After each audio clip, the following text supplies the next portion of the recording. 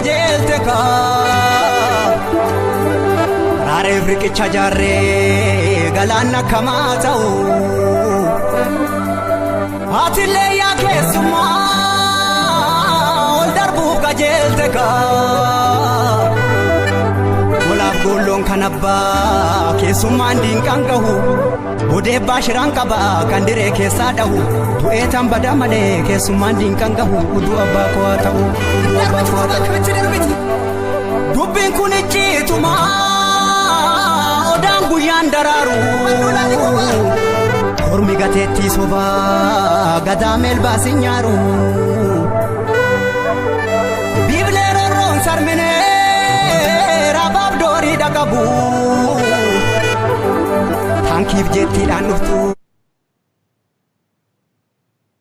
Hello, our viewers at Gadis Rabadori, OMN, thank you so much. We have a special guest today for you. On the 9th of November 2016, the European Parliament organized a meeting on which the human rights situations in Ethiopia were discussed. Dr. Merara Gudina, among other political leaders and human rights activists, including marathoner Fayisa Lelisa, took part on that meeting. Dr. Merara was then imprisoned by the Ethiopian regime upon his arrival back home in Ethiopia. In a move that it termed as meant to, quote, widen democratic space and foster national reconciliation in Ethiopia, the regime recently pledged to release political prisoners, and last week it released 115 political prisoners who were held in high security federal prison facilities. The regime also pledged to close a notorious torture chamber called makalawi in Amharic, formal name Federal Police Central Detention and Investigation Facility. Dr. Merara was among the 115 political prisoners released last week. In fact, the regime also pledged to release more political prisoners in the future. What does all this mean? What could this entail for the prospects of peaceful transition to democracy in Ethiopia? To talk about this and more, I'm joined by Honorable Ms. Anna Gomes. Ms. Anna Gomes, a career diplomat, ambassador, and member of the European Parliament since 2004, and a long-time advocate for human rights and democracy in Ethiopia, played a pivotal role in organizing and convening that EU meeting on which Dr. Merara took part and then imprisoned upon his return to Ethiopia. Mrs. Gomes has relentlessly been advocating for his release since then. Thank you, Ms. Anna Gomes, for taking time and talking to us on the OMN. We really appreciate and we are extremely delighted to have on the show. My pleasure to be in touch with you and all the viewers, our friends in Ethiopia. Thank you indeed. We really appreciate that. Let's start our discussion with your reflections on the release of Dr. Merara and other political prisoners in the country. Well, I was, of course, very much relieved that finally Dr. Merara was free, because he should never have been to jail. It's one of more of these outrageous repressive moves by this regime in Ethiopia to put someone of the like Dr. Merara Gudina in jail, and especially after he came back, indeed, as you said, from this meeting at the European Parliament that I organized, indeed, with Faiza Lilesa, with Dr. Merara Gudina, with other activists, Dr. Bahano Nega, to discuss a future for peace for Ethiopia and the democracy that I know that the people of Ethiopia want to establish. And of course, that solution has to be inclusive. It has to involve all Ethiopians who really want to work for a future of peace and democracy and justice. So I was really honored that Dr. Merara Gudina came all the way to the European Parliament. I was, as always, in admiration for Dr. Merara Gudina for being so blunt, so candid about the reality in Ethiopia and about the tremendous suffering of the Oromo people in particular. I recall very well that at that time, international organizations were saying that there were about 11,000 prisoners, political prisoners in Ethiopia. This was 1 year after, since the first upraisings of the Oromos in the outskirts of Addis Ababa. It was more than 1 year after the Irech massacre. And Dr. Merera Gudina was fearless, and he said this here clearly. They're not 11,000 prisoners, they are at least 40,000 prisoners. And of course, this was a public meeting. There were people invited, other parliamentarians, other guests. I had invited also the embassy of Ethiopia. And so I thought it was really in line with the image that I keep from Dr. Merera Gudina from when I first met him in 2005. He was blunt, he was candid, he was telling the truth. And I must say at that moment as well, I had some hint that he might be in danger because, you know, I had already experienced other situations. I recall, for instance, a couple of years back in 2009 when Birtukan Mideksa was released from prison. She came also here at the European Parliament, actually to plead with us that we should be allowed to have election observation mission in 2010 elections, despite, of course, the fact that everybody thought this was going to be a totally corrupt and totally manipulated act, as since what had happened in 2005. But she came to plead with us because she thought, well, nevertheless, a European presence will contribute to some room of maneuver, to some space for opposition to voice their points and so on. Well, after that, she then went to Sweden, and then she went to jail again in Ethiopia. So I must say I was, I could not think that this could happen to Dr. Merera Gudina. But indeed, the worst fears happened. And I can only say that I'm really happy, relieved that he's been out, that he's out, that he was so powerfully received by the crowds, cheering him once he came out. I think this is a fantastic display of support and of strength on the people of Ethiopia and of the Oromos in particular, after all the repression of this despicable regime that they managed to send up, that so many people, men and women and young people, wanted to greet Dr. Merera Gudina. I also would like to greet him. It's a great joy to have him out of prison and able to speak up freely, because he's a free man.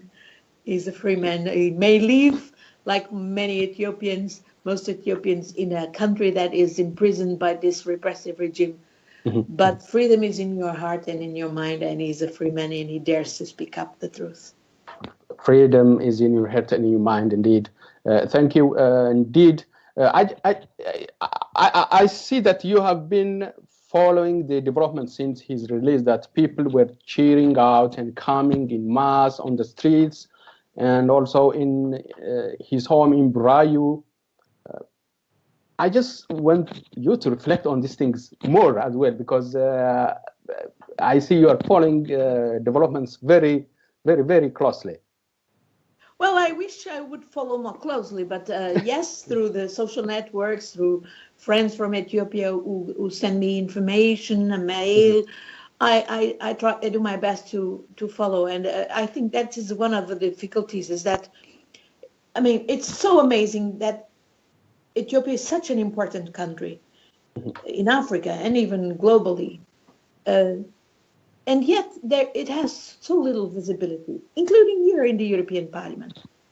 I probably would know nothing about Ethiopia if I hadn't been sent there in 2005 and then understood the importance of Ethiopia and understood how this silence only helps to the oppressors of Ethiopia, this regime by TPLF, EPRDF, that has been mismanaging mismanaging the wealth, the potential of Ethiopia, and repressing barbarously the people.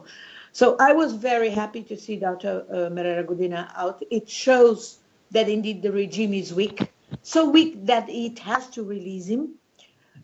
It shows that the people feel confident even to go into the streets and demonstrate, cheering up for Dr. Merera. They are not afraid. But at the same time, we need to see that many other political prisoners are still in jail. Mm-hmm. I note that Dr. Merera Gudina himself called for the release of all the other political prisoners. I think this is a very important point, condition, demand by the opposition forces to indeed agree to sit and work out a solution for the freedom of Ethiopia and a democratic transition to Ethiopia. I can imagine that the regime is full of contradictions. They are fighting each other. That's the explanation for instance, I follow this recent massacre in Valdia, in Volo area. It's only a sign that there are contradictions, that there are the eyeliners who still want to go about a repressive way against the people of Ethiopia. There are those who eventually think that it's better to settle and to speak and to find a peaceful way out. In my view, indeed, we need a peaceful way out, and this must be one that includes everybody in the dialogue. Mm-hmm. But that means that the political prisoners need to get out of jail, because actually some of the most important leaders of Ethiopia, and namely young leaders, are in jail, either in jail or are in exile, or some, like Dr. Merera Gudina, just got out of jail. But without all the other people that are representative of the plurality, the diversity, including the ethnic diversity of Ethiopia, it will not be easy to find an inclusive solution. And indeed, Ethiopia needs that, because we want to stop the bloodshed. We want to stop the repression. We want to stop the waste of the tremendous resources that Ethiopia has and that is not using and that is wasting because of this all the mismanagement, the corruption of this regime. Thank you, Ms. Gomes. Our viewers, you are watching OMN. We're talking to Ms. Ana Gomes, a long-time advocate of democracy and human rights in Ethiopia, member of the European Parliament. Thank you for watching us, and our discussion continues. Ms. Gomes, you are making very important points, and I would like to take up some of the terms that you're using, like inclusive government in Ethiopia, you said. You also said that you even invited the Ethiopian embassy back then when you invite Dr. Merera and Dr. Berhanu in the days. I want you to reflect on these points. Many people, perhaps, particularly because the regime really has a strong propaganda machines, they think you only invite these opposition figures. I want you to take us through this process where you make it to the way organizing that meeting where Dr. Merera and other political opposition group like Dr. Berhanu make it too. So you have been trying to call everybody on board. I see, as you are telling us here, like everything should be inclusive. I want your reflection on this point before we pass on to the other points, including the Waldia massacre you're talking.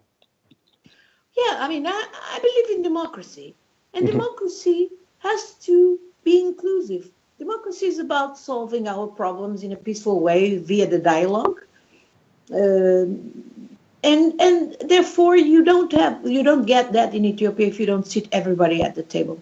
That means people who represent the current government, they represent something in the country socially. I think it's wrong, by the way.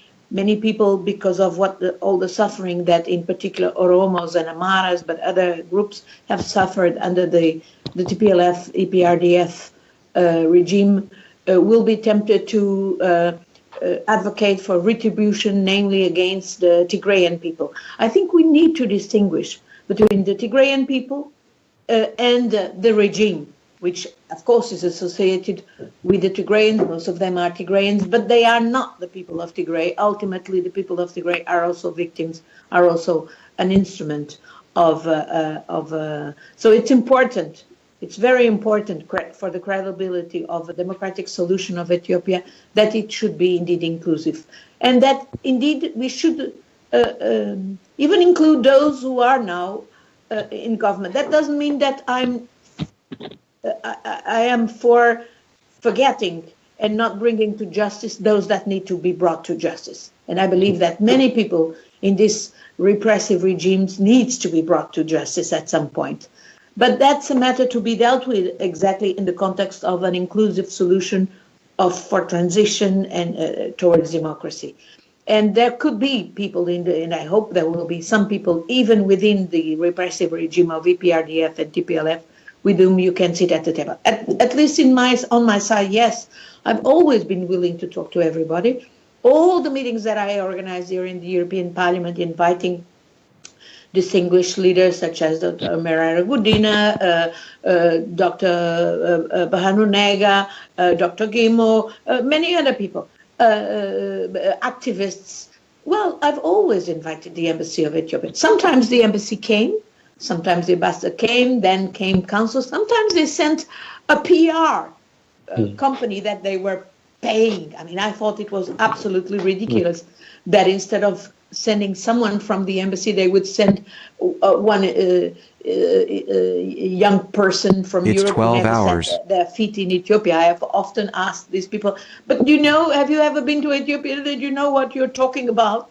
They were hiring these young people to actually speak on behalf of the regime. It's our outrageous way to actually spend the money of all Ethiopians. Anyhow, I've always been willing to talk, and that's also why when in 2013 I went back to Ethiopia in the framework of this ACP Joint Parliamentary Assembly that took place in Ethiopia, and at that time the regime, through the Secretary of State, invited me to talk and even asked me to pass messages, for instance, to people in the diaspora, Dr. Bahanu Nega's group and so on, about coming and playing in the elections, in this case, in 2015. I did pass this message, but I also told them, look, I believe that this will require that you will be serious about indeed allowing democratic elections, and that requires release of the political prisoners,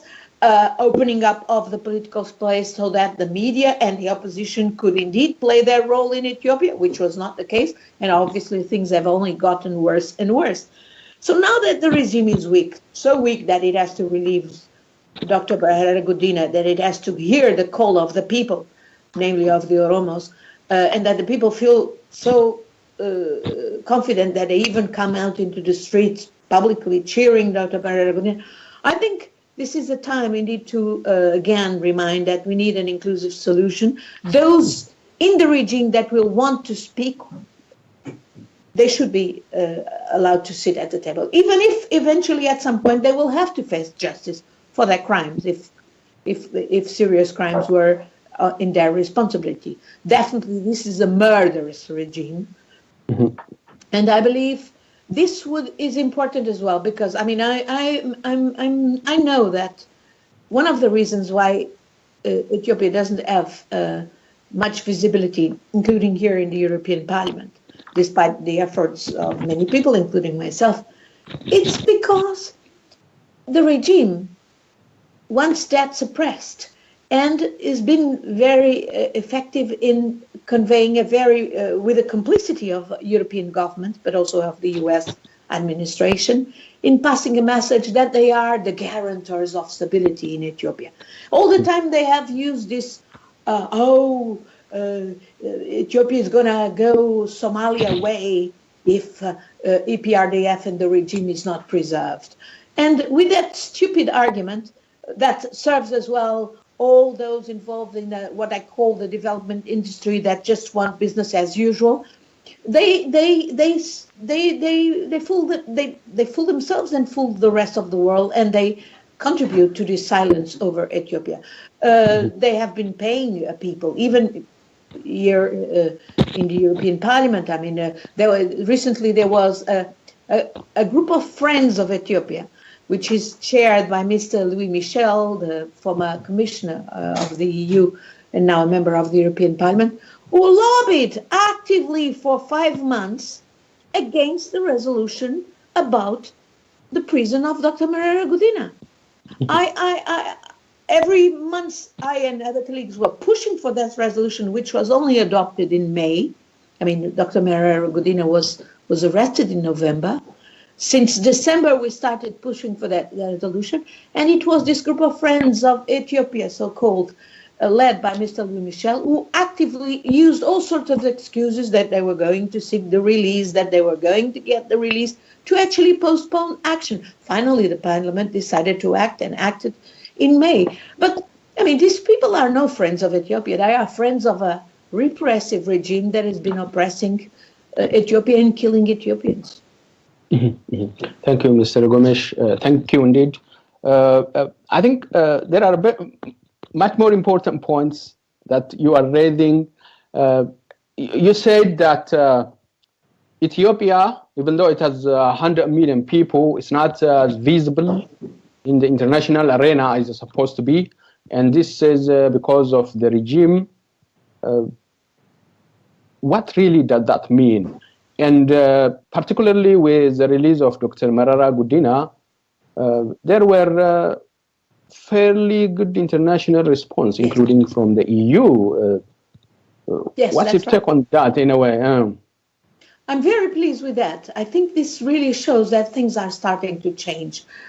Not only European Union governments and even the External Action Service, Representative Mogherini, have understood that the situation is very fragile for the government, that they are not at all living up to the rhetoric. The regime is very good at using the rhetoric of democracy building, justice, development, human rights to actually betray it.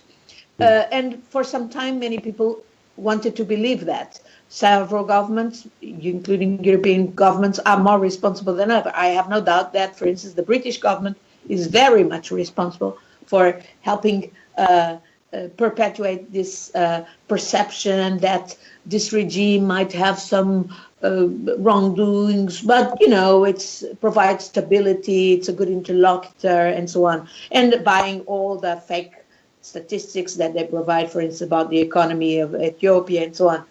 I would say the British regime, the British government, the French government, the German government, some other governments, but these are, of course, very important. There's also a lot of interest in the so-called development industry that help explain that, and then they always fabricate this excuse about the stability, the security, the Horn of Africa. That regime is our ally in the fight against terrorism and so on. And they, of course, overlook the fact that this is a terrorist regime that is terrorizing the people of Ethiopia.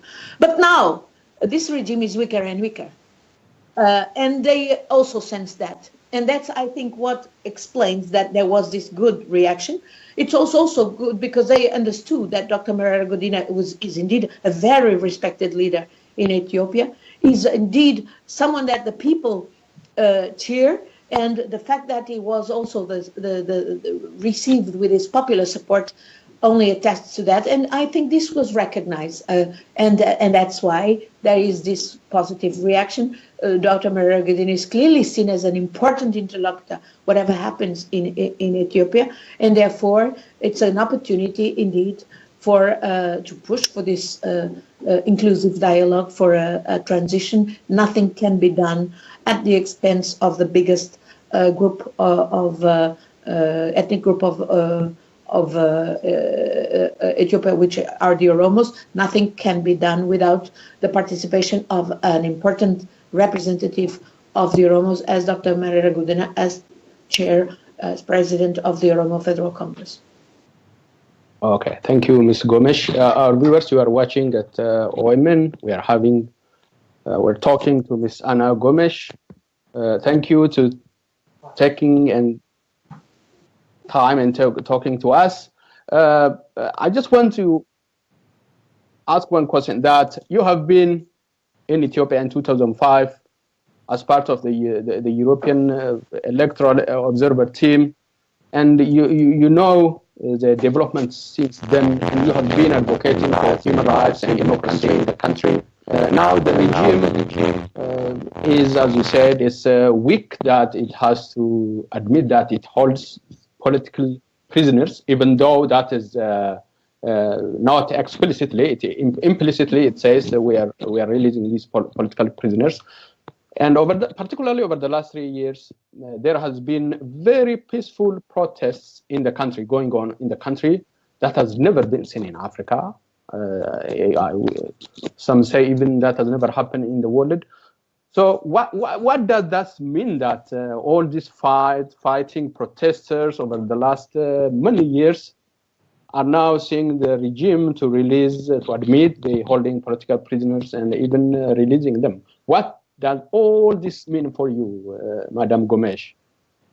Look, I mentioned already the responsibility, the co-responsibility of Europeans in sort of giving some credibility to this regime. But of course, the US have also their fair share in that respect. But so has the African Union. I mean, I cannot forget that the African Union is based in Addis Ababa. They know better what is happening throughout Ethiopia. And they chose to turn a blind eye. To me, it was already obvious that in 2005, I remember the interaction I had with high officials from the African Union. They knew very well, some of them even called my attention to many interesting aspects of the reality in Ethiopia, but they chose silence. So there's a lot of complicity on African Union and Africans in general. But I think what really changed is the people of Ethiopia. I think the people of Ethiopia are well-behaved people. Are people who don't like confusion. They suffered already so much under the Derg. People don't want more hardship. But I think that the youth understood that if they wouldn't speak up, if they wouldn't stand up, they were going to be neglected. They were going to be suppressed. And I think that most of these protests are, of course, from the youth. It's also the result of the feeling of injustice. I mean, I know that this upraising of the Oromos around in the outskirts of Addis Ababa started as a reaction to a very outrageous attempt to dispossess them of their lands for these building plans. So people reacted when they, and I think that more and more the young people of Ethiopia understood that they have to take that in their hands.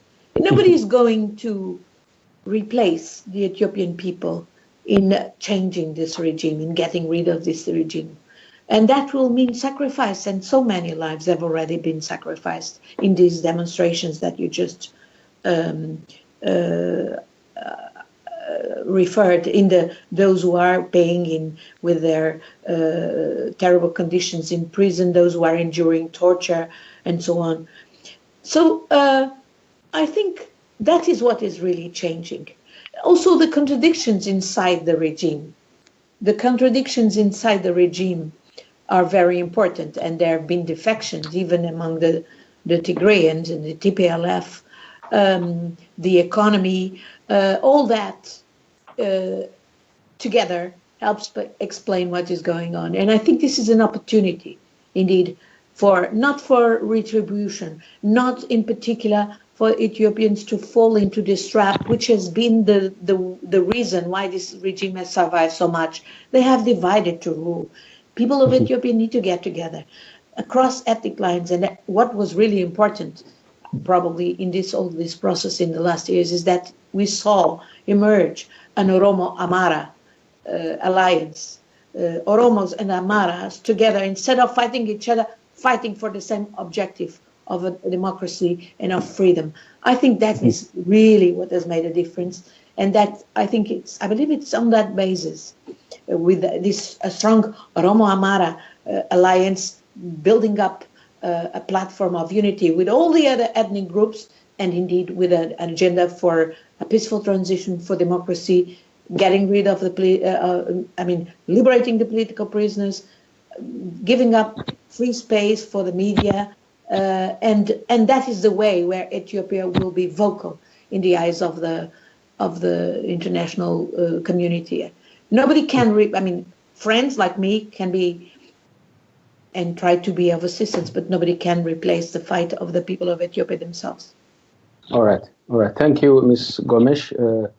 I think there is this point you also touched upon, that in Ethiopia, politics is essentially an identity politics.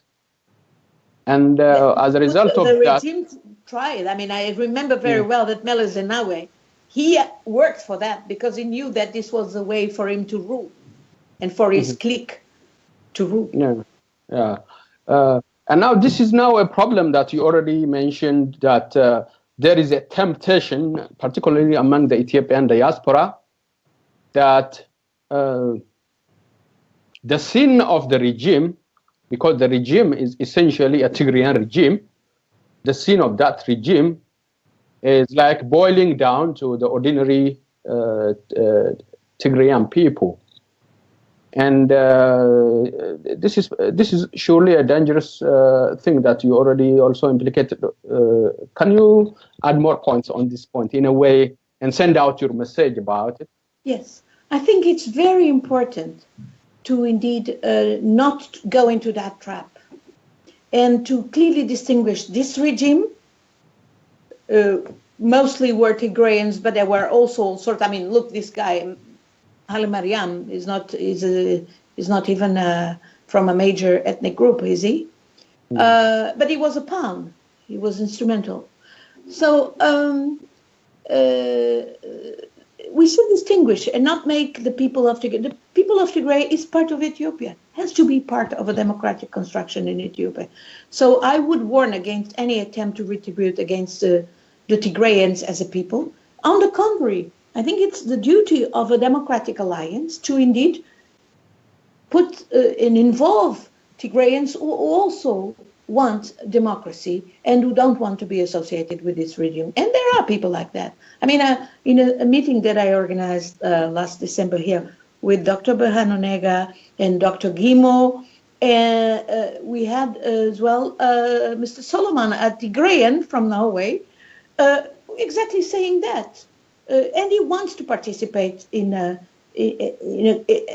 construction of a democratic Ethiopia. It has to involve all, including the Tigrayans. So it would play into the hands of the regime and of badmouth and those who want to badmouth the democratic movement. They always say, "Oh, the opposition movement is fragmented." That's what they told me already in 2005.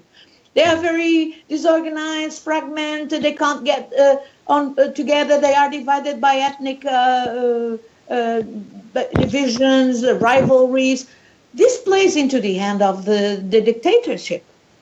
We cannot allow it anymore. So being inclusive means being inclusive as well towards the Tigrayans. I'm pretty sure there are lots of Tigrayans who disassociated themselves, who will disassociate from this regime. They have to be integrated, and there cannot be retribution against the Tigrayans.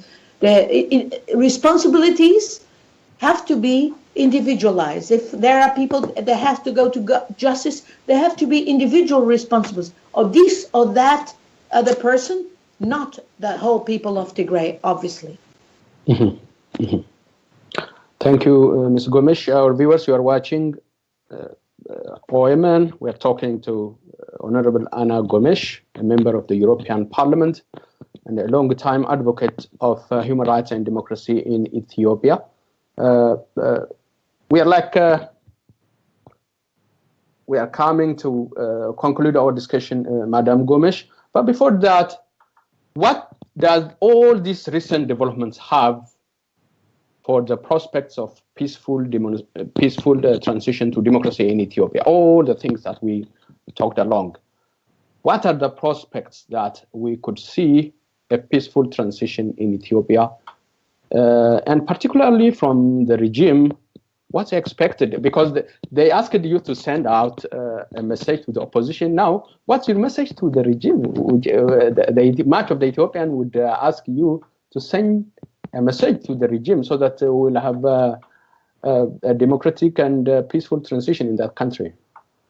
Well, yes, we need to end because I see that my battery is also ending. But let me tell you, I don't know. I don't pretend to know much about Ethiopia. I keep an eye. I keep trying to be informed. I don't know. I'm not in Ethiopia. It's hard for me to judge. I get in touch with lots of people from Ethiopia, friends who tell me, give me information. My sense is that indeed we are at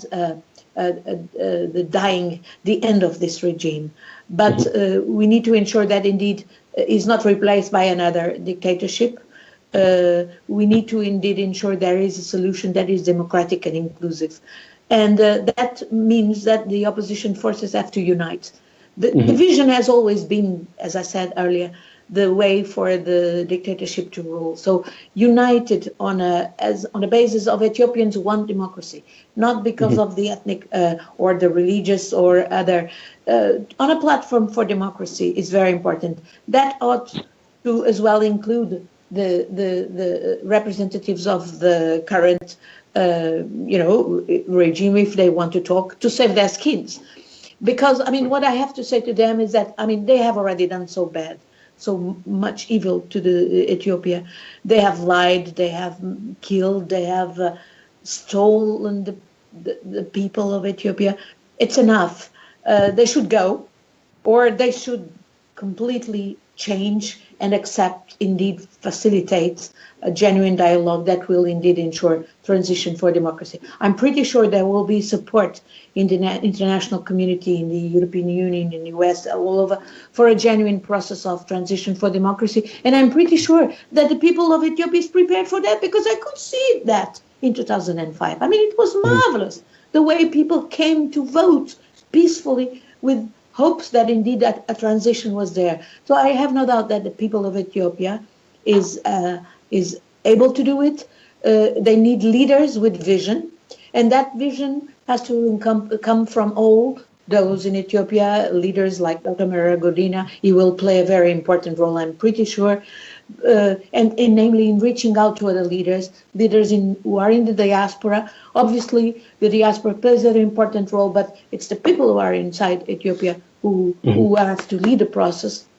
And they could, I mean, they should, an inclusive conference ought to be organized. That could be a proposal by Dr. Merera or other leaders inside Ethiopia, in Ethiopia itself or outside, but why not in Ethiopia itself, with international assistance, to make sure that indeed it will be a genuine process. And I'm pretty confident that we're going to get to it, and we will dance for freedom in Moscow Square. I see. What can the EU do, for example? Can you comment on this in facilitating that? Don't expect the EU at this stage, with all the problems that it has, internal and external, to be the one taking initiatives. I think it's the Ethiopians who need to take initiatives. They need to get together and take initiatives and bring it to the international community and say, we want on a disunited, encompassing, inclusive platform to do this and this, and we need the support of the European Union, of the US, of all the governments, and the purpose is a genuine democratic transition so that the country will not fall apart and there will be no more bloodshed. Thank you, Madam Gomes, for taking time and talking to us. Like we were talking on this show, I'm receiving questions from the viewers, one of whom actually asking about this. Maybe as a final yes, comment you could make. Because my battery is going off. The EU Ethiopia readmission agreement that was, I think, made in the past. Is this a legally binding argument? Any comment you can make on that before? It's a shame. I've been criticizing our own governments, the EU, for doing this kind of readmission agreements. In many cases, they are not even worth the paper where they are written, because obviously they are signing these agreements with governments who are makers of migrants and refugees, such as the Ethiopian government. I mean, by repressing the people, I mean, look at all these massive numbers of young people from Ethiopia, from Eritrea that we see in Calais. Why have they left their land, which their villages and their cities? Because they had no conditions of dignity. They had no condition, and some of them were even fearing for their lives. These are the regimes, these dictatorships who make refugees and make migrants.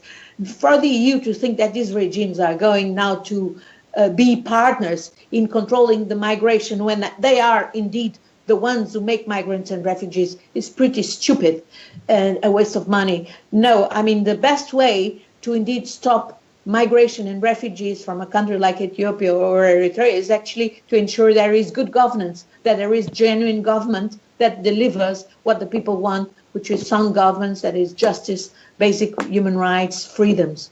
And that's where the EU, that's why I criticize this idea of the EU that paying this regime to actually